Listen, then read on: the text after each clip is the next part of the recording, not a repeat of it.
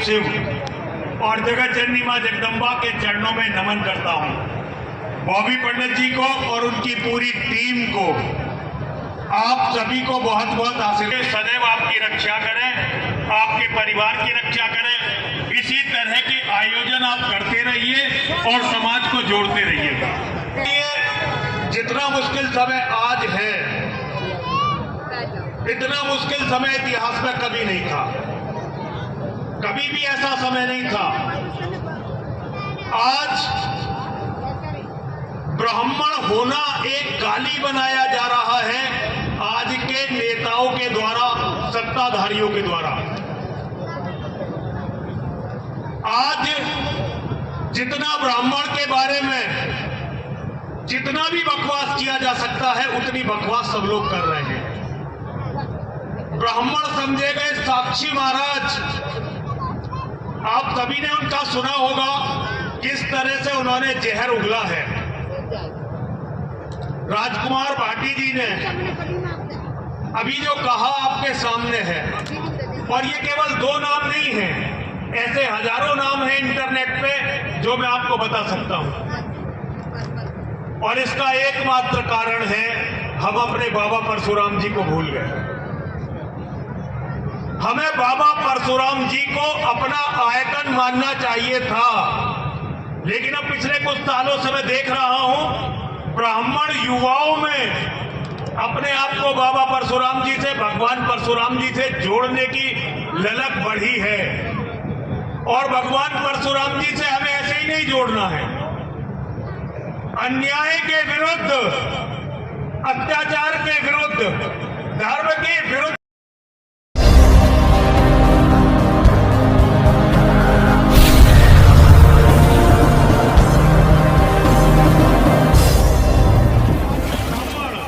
जो दया और अहिंसा को जानता हो, केवल उसी को मैं अपनी शिक्षा दूंगा। ये प्रतीक था कि तुम ब्राह्मण को खरीद नहीं सकते, और यही स्वाभिमान जिसको द्रोणाचार्य जी ने फॉलो किया। अपने बेटे के दूध के लिए एक गाय मांगने गए थे राजा द्रुपद से, अपने गुरु भाई से, लेकिन जब सत्ताओं ने क्रूर मजाक उड़ाया सबसे बड़े योद्धा का, जिसे सारी दुनिया भी एक साथ खड़ी होकर मार नहीं सकती थी, ऐसे द्रोणाचार्य का जब मजाक उड़ाया गया, तब द्रोणाचार्य जी ने ऐसे बच्चे, अपने ऐसे छात्र पैदा किए जिन्होंने बालिग होने से पहले द्रुपद के घमंड को धूल दूषित कर दिया था। ब्राह्मण को अपने उस गौरव तक पहुंचना पड़ेगा, और ब्राह्मण को भगवान परशुराम से दुष्टों को प्रत्युत्तर देना सीखना पड़ेगा। अभी यूजीसी नाम का एक बवंडर, जो ब्राह्मणों के डीएनए को नष्ट करने के लिए आज की सरकार ने हम पे थोपा। देखो, मैं राजनीतिक बात नहीं करना चाहता, लेकिन ये यूजीसी के कानून की बात करनी पड़ेगी। बात ये नहीं है कि सुप्रीम कोर्ट ने अभी इस कानून को रोक रखा है, लेकिन ये हमारे सर पर लटकी हुई एक तलवार है। अभी अमरपाल शर्मा जी कह रहे थे कि अपनी जाति का अधिकारी हो तो ब्राह्मण उसके पास चला जाएगा, लेकिन अगर ये यूजीसी कानून बना तो कभी अगले 10 साल बाद फिर कोई ब्राह्मणों का बच्चा अधिकारी नहीं बनेगा। ये आपके हाथ से कलम छीनने के लिए, आपकी शक्ति को मिटाने के लिए, आपके विचार को मिटाने के लिए, आपको हमेशा के लिए गुलाम बनाने के लिए षड्यंत्र रचा गया है। और षड्यंत्र किसने रचा है? षड्यंत्र उन्होंने रचा है जो अपने आप को सनातन धर्म का रक्षक मानते हैं। एक कार्य हमें समझना चाहिए, यदि ब्राह्मण को मिटा दिया गया तो सनातन धर्म नाम जैसी कोई चीज इस धरती पर नहीं बचने वाली। हमारा केवल ये कर्तव्य नहीं है कि हम अपने बच्चों को बचाएं, हम ब्राह्मण सनातन धर्म को भी बचाते हैं। हम ब्राह्मण अपने धर्म के लिए लड़ते हैं और लड़ना सिखाते हैं। हम ब्राह्मणों का तप ब्राह्मणों का त्याग, हम ब्राह्मणों का बलिदान है कि ब्राह्मणों को मिटाने वाली ये सरकारें आज अस्तित्व में हैं, वरना इन्हें कोई पूछने वाला भी नहीं था। एक बात याद रखिए, राजनीति केवल राजनीतिक बल को देखती है। अगर हम कमजोर पड़े, अगर उन्हें लगा कि वो हमें कुचल कर भी हमारी वोटें ले सकते हैं, तो कभी भी वो हमें जीवित नहीं छोड़ेंगे। ऐसे दुष्टों को दंड देने के लिए हमें खड़ा होना ही पड़ेगा। सामने बहुत कठिन रास्ता है, लेकिन ब्राह्मणों को, उन लोगों को औकात दिखानी ही पड़ेगी जो हमारे बच्चों को खत्म करने का षड्यंत्र रच रहे हैं। हमसे केवल इसलिए लड़ा क्योंकि मुझे ये लगता था, बॉबी भाई, मुझे ये लगता था कि इस्लाम हमारे लिए खतरा है, हमारे बच्चों के लिए खतरा है। मुझे पता था कि हमारा अब अपना जीवन जीकर चले जाएंगे, लेकिन हमारे बाद ये जो नौजवान हैं इनको छोड़ेंगे नहीं। लेकिन ये तो हमारे ही लोगों ने हमारे बच्चों को नष्ट करने का प्रयास किया है। मैं केवल ब्राह्मणों से ये कहना चाहता हूं, इस समय सर्वाधिक समय है जब आपको अपनी एकता दिखानी है।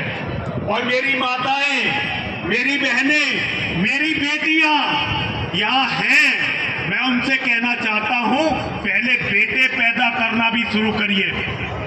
आपका जो ये एक एक बेटा है ना, इसी के कारण नेता समझ गए हैं कि अब ब्राह्मणों के साथ कोई नहीं है। भगवान परशुराम अपने परिवार में सबसे छोटे थे।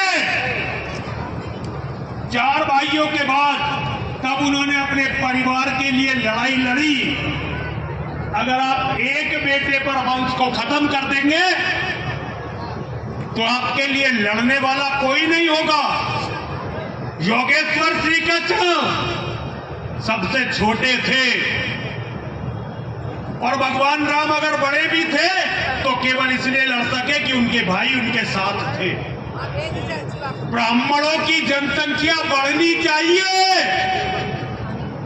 हम जमीनों से नहीं पहचाने जाते, हम धन संपत्ति से नहीं पहचाने जाते, हम अपने ज्ञान, अपने तप, अपनी साधना से पहचाने जाते हैं। हमारे पास ऐसा कुछ नहीं है जो बट जाएगा, क्योंकि ज्ञान और तपस्या ये तो बांटने से बढ़ते हैं। मैं आप सभी को बहुत बहुत साधुवाद देता हूं, बॉबी भाई को और उनकी पूरी टीम को बहुत बहुत आशीर्वाद देता हूं। और कभी भी बॉबी भाई बुलाएं, उन्होंने कहा अध्यक्षता करनी है, मैं योग्य नहीं हूं ब्राह्मणों की अध्यक्षता करने के लिए, लेकिन बॉबी भाई कभी भी ये कहेंगे कि गुरुजी आओ और यह पंडाल को साफ करना है आपको, तो बॉबी भाई ब्राह्मणों के सम्मेलन में मैं तब भी आऊंगा। ये समझ लीजिए, देखो बिना बुलाए तो आऊंगा नहीं। गुरुजी, आपके आशीर्वाद और आपकी प्रेरणा से उत्तर ये कार्य हो रहा है। इतना आप हमारे आदर्श हैं, लेकिन सनातन के आदर्श हैं आप। अगर कभी भी बॉबी भाई एक व्यक्ति तुम्हें चाहिए कि ब्राह्मणों के सम्मान पर मर मिट जाए, तो आप कभी भी निसंकोच आवाज लगा देना।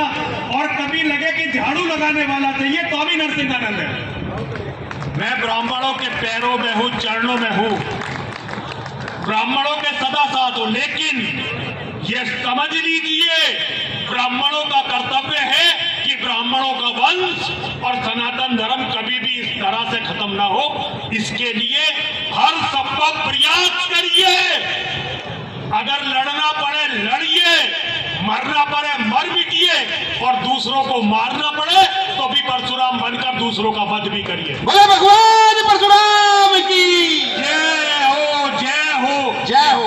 और एक भगवान परशुराम जी का नारा जो सबसे पहले धरती को दिया, वो भगवान परशुराम जी का नारा है, सभी लगाएंगे।